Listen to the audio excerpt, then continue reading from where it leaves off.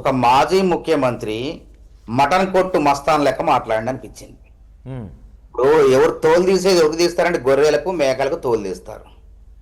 ఆ తోలు తీసేది ఎవరు మటన్ కొట్టు మస్తాన్లో లేకుంటే జహంగీర్లో ఎవరో తోలు తీస్తారు. అట్లా మాట్లాడినట్టుంది వారి భాష. అంటే మనం ఊతపద మాట్లాడతాం కదా మనోతరయ్య గారు, మామూలుగా మనం తెలంగాణ నన్ను చెప్పలేమండి. ఎక్కడ కూడా అంటారు కదా. ఇంకా జ్ఞానోదయం కానట్టుంది మాజీ ముఖ్యమంత్రి గారికి.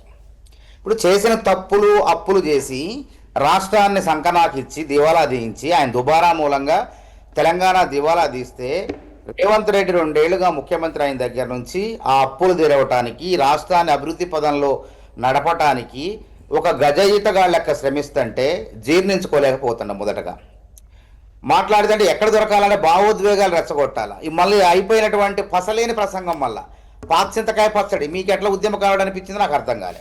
పాచింతకాయ పచ్చడి ఏమన్నా ఉందా?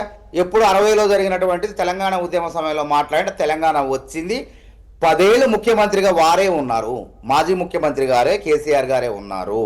10 ఏళ్ళు ముఖ్యమంత్రిగా ఉన్న సంగతి మర్చిపోయినాడు. మళ్ళా ఆయన ఒక అపరిచితుడు విక్రమ్ లాగా గుర్తొస్తాడు. కాసేపు రేమో కాసేపు ఇంకోలాగా అపరిచితుడిలాగా వ్యవహరిస్తాడు. 10 ఏళ్ళు పాలమూరు రంగారెడ్డి కానీ కృష్ణా జలాలపై కృష్ణానది పై ఉన్న ప్రాజెక్టులు మరి ఆయనకు గుర్తురాలే. ఎందుకు గుర్తురాలే? కుర్చీ వేసుకొని గట్టిస్తాడు. మరి ఎందుకు గట్టి లేకపోయింది? 10 ఏళ్ళు ఎవరొద్దన్నారు, ఎవరొడ్డు పడ్డారు? పోనీ ఈ పాలమూరు రంగారెడ్డి డిపిఆర్ ఎప్పుడు సమర్పించారు? 2022 సెప్టెంబర్లో సమర్పించారు. 90 టీఎంసీల నీరు లభ్యత అని చెప్పేసి దాన్ని ఎస్సీడబ్ల్యూసీ వాళ్ళు తిరస్కరించారు. ఇది కాదని చెప్పి తిరస్కరించారు.